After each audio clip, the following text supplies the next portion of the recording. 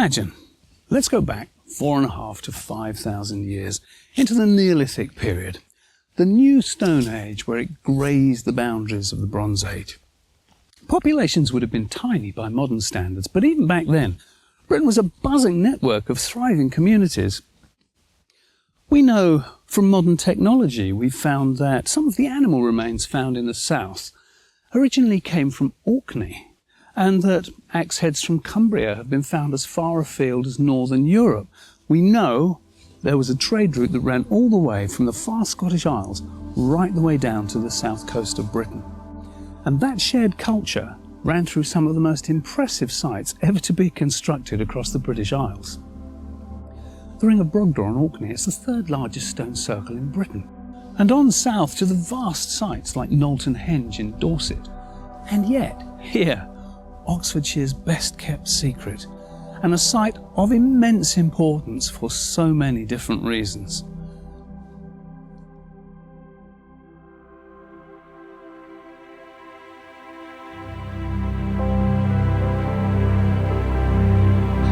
This is the Devil's Quoits at Stanton Harcourt.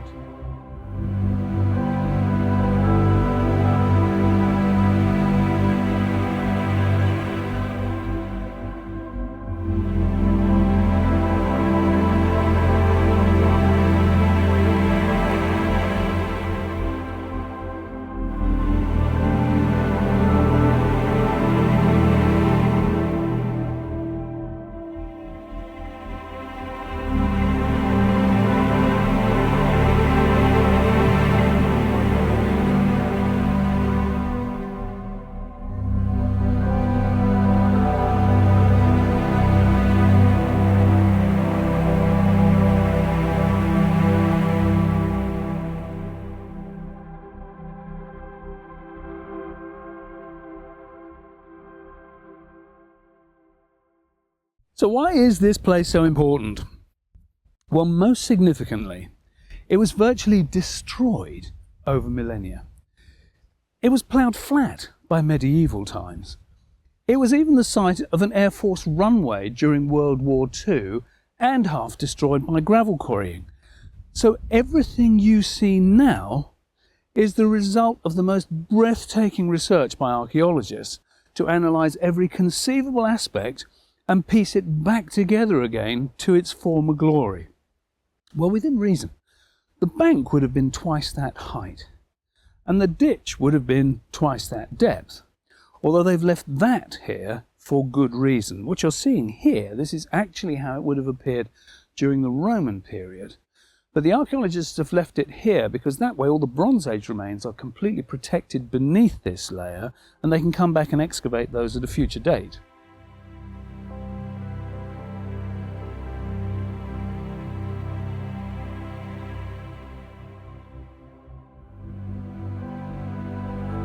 Intriguingly, a cluster of post holes were found here, right in the centre of the circle, which could well be the remains of a timber structure.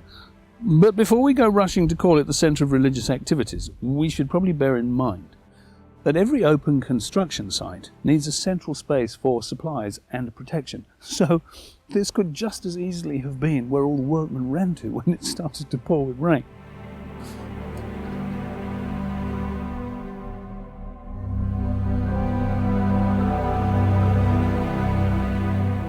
The thing is, no other site has been so meticulously researched and restored, giving us the clearest glimpse into how these sites would have appeared all those thousands of years ago. And whatever activities were going on inside, whether it was markets or circuses or rituals or religious ceremonies, this place was designed to impress.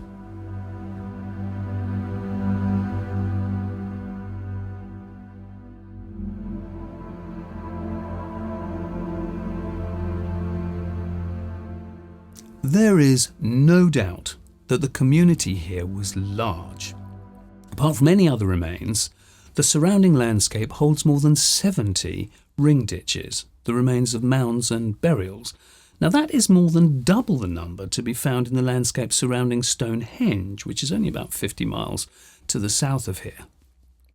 But perhaps more informative is that a lot of animal bones were excavated here, 90% of which were cattle, and some of those were particularly large and may have been aurochs.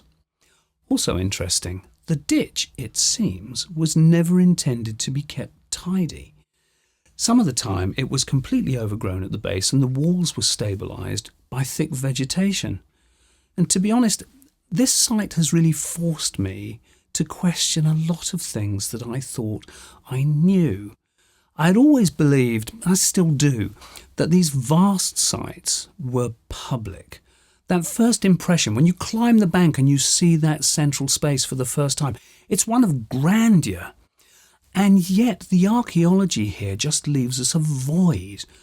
The lack of pottery, for example. Does that mean it was never here? And maybe this was just a farm. What better way to protect your animals than to surround them by a ditch?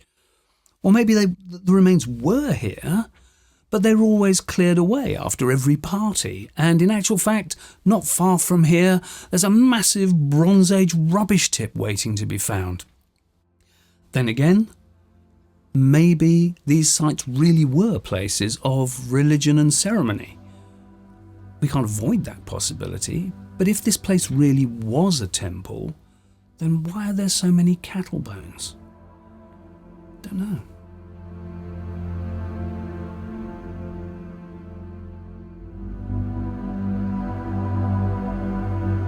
Anyone would be forgiven for being absolutely horrified to see a site as magnificent as this, surrounded by industrial warehouses and workings.